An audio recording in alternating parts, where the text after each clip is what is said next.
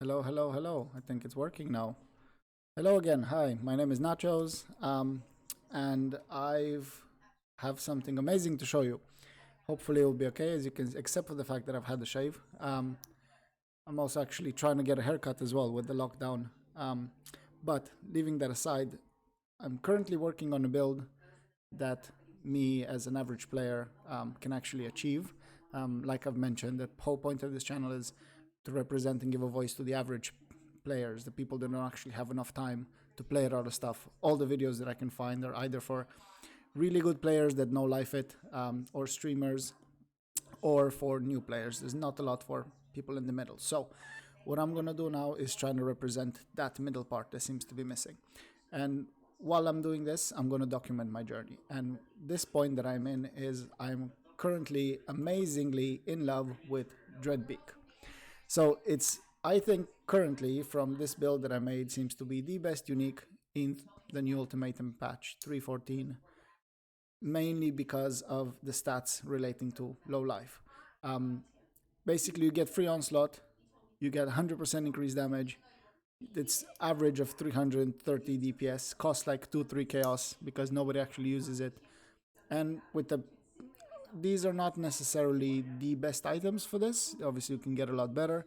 I think that this is achievable to get as a player. I've tried to enable everything in this build to try to get it as high DPS as possible, so I can illustrate my point. This is a gladiator. I haven't compensated a lot for the new mechanics yet. Then obviously we need to change these around a bit. But generally speaking, it's a standard 78% block. All the resists, I need to actually sort that out. I was just kind of did this quickly in 10 minutes. I need to add a bit more resist in here.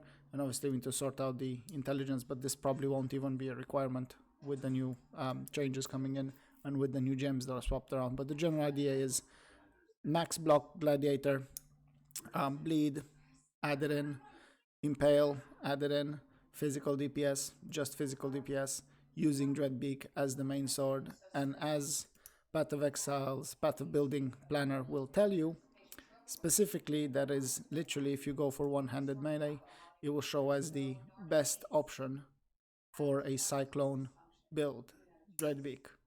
Because of the low life changes, this will be absolutely amazing, especially for people starting. So I'm going to post this build if you want to have a look at it. I'm not going to be able to stay long today, so this is a short video, just introducing you to the basic concept of the build. So again, Dreadbeak, Lycosidea, I still don't know if I'm pronouncing that right. This is mainly for hits can be invaded, also helps with skills.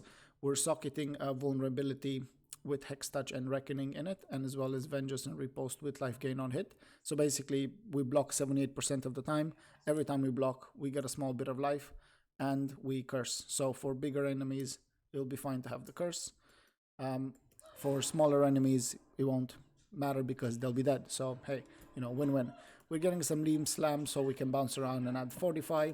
We're adding some Blood Rage for some extra fringes charges. Not necessary, really. The difference is not that big. I haven't even turned on the Frenzy charges. But we get a bit of attack speed, that's okay. Summon Flame Golem extra. Herald of Purity extra. We're doing Blood and Sand, but I'm going to remove Herald of Purity because this one of the things that I was trying to get around is compensating for the new 35% mana reservation of the low life.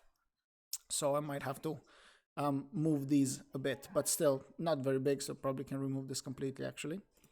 And we have Blood and Sand, which gives us just more AoE in blood stance, and more area damage. We have Dread Banner, we get more chance to impale, giving us the 100% chance to impale, and we're using Pride again.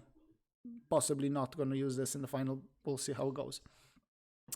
But yeah, generally speaking, standard Cyclone, Brutality, Concentrated Effect, Impale, mainly physical damage and infused channeling. And we're not planting the banner, we're just carrying it around. We're channeling Cyclone, we have Infusion active. We have Initial Aura of Pride, not the full version, which obviously increases it even more. We're just going to stick with Initial. Stay in Blood stance. We're always going to be on low life because of the new low life changes. So as you can see, it's like a huge DPS boost. where I could turn fringy charges on, which again makes it even bigger, but I'm not going to because there's not a permanent guarantee. We'll have Fortify most of the times I've turned that on.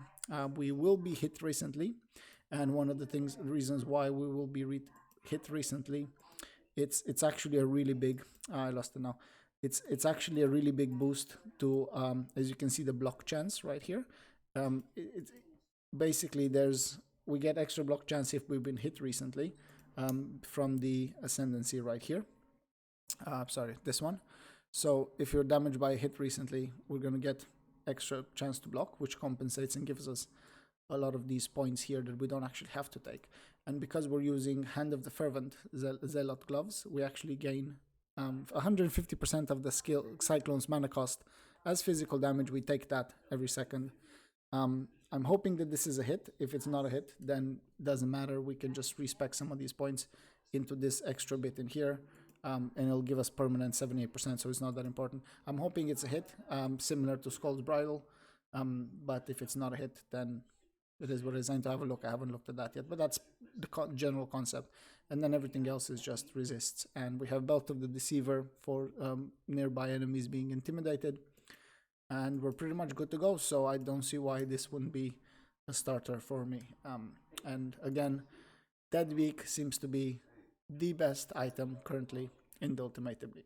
So I'll have to stop here for my video because I have to do other things such as, you know, clean and wash dishes and get ready for work again tomorrow. As an average player, that's the part that I'm doing, is not having a lot of time to play. Obviously, if I know life it, we can get to the end of the game with no problem and have the best items in the game and amass vast amounts of currency. But that's not the kind of player that I'm able to be because of the fact that I just don't have enough time. So I'm here to hopefully document my experience. So thank you for watching, and yeah, have a good one. Cheers.